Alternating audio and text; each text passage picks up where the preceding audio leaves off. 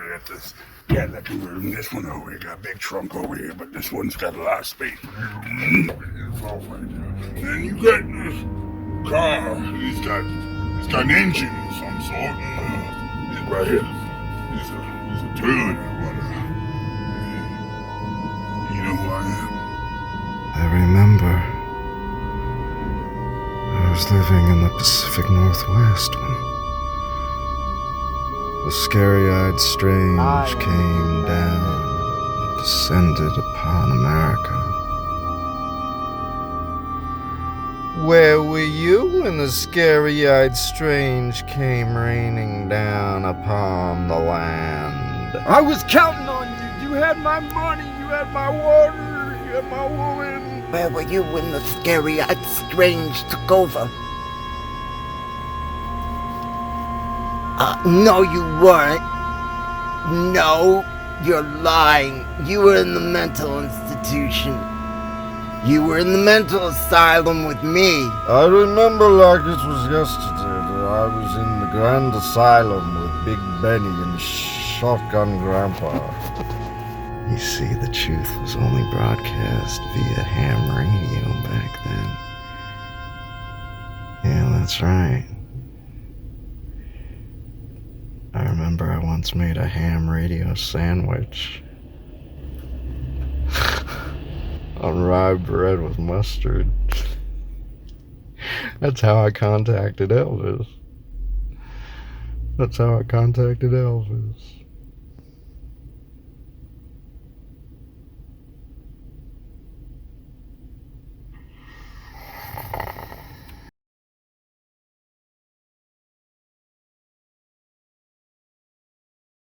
I think what they really wanted to know about, between you and me, is how much I knew about Shotgun Grandpa.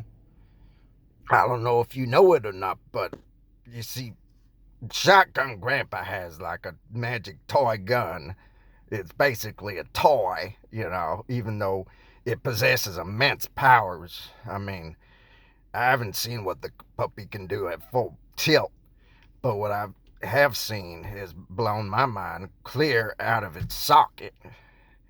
Basically, made me go into the hoopty-doopty world where I saw them. I saw the critters with the giant eyes.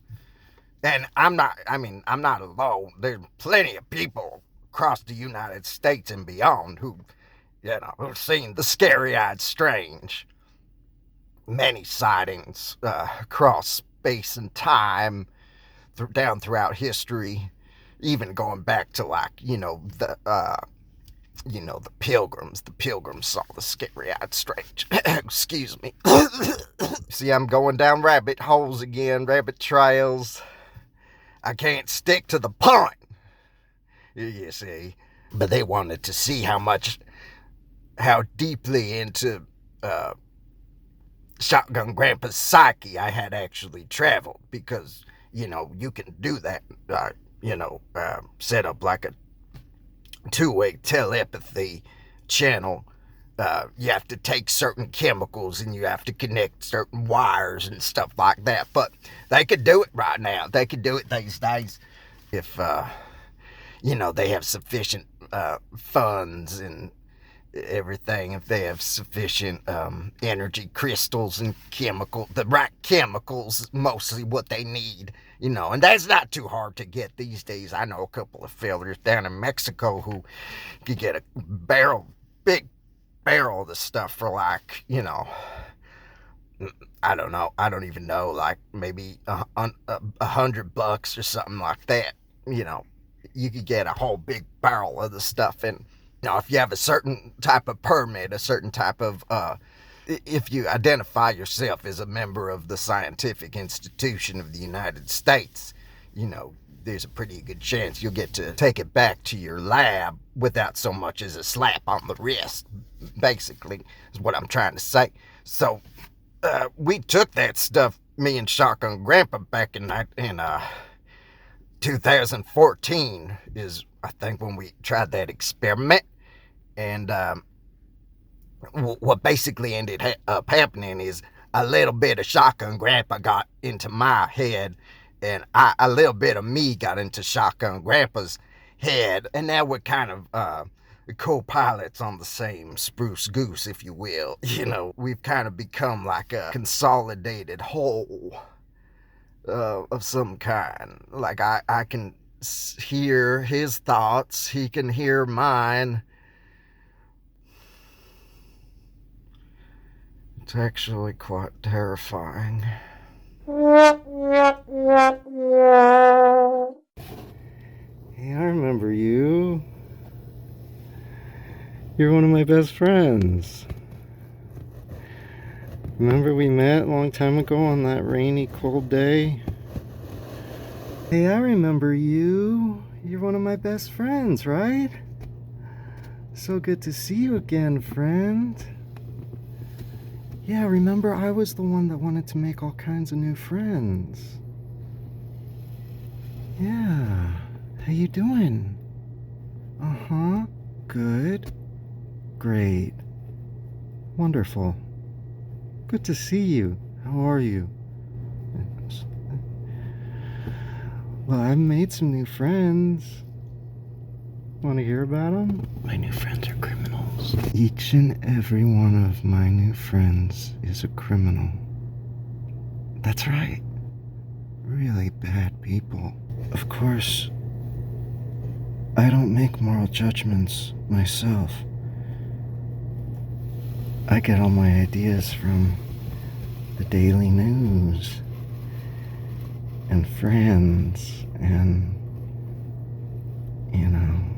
people I see at the market, people I see at the gas station. I build my entire worldview out of that raw data. Are you gonna tell on me?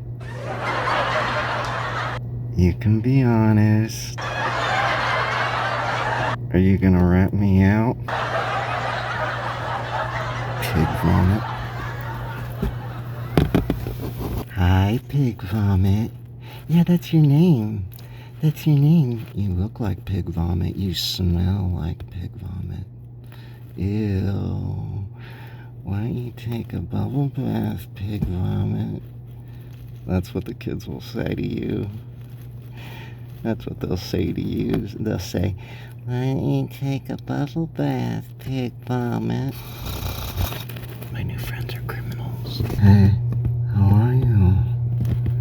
That's okay.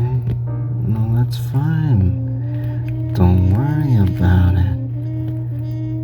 I just wanted to see how you are. Remember we met about a year ago? Told you that I wanted to meet some new friends. Well, guess what? I met them. I met them at a drive-in movie. I've been having a good time with my new friends. They're a little peculiar from my point of view. Then again, I'm sure a lot of people think I'm pretty peculiar myself. But my new friends, they're what you might call delinquents. Hey, you want to know something I learned yesterday? If you want to be a good criminal, you have to be smart, but you also have to be courageous. That's what I've learned about being a good criminal. It's not just about intelligence, and it's not just about courage. It's about where the two meet. It's about that intersection where the two meet. And then good stuff happens. You can make a whole lot of money.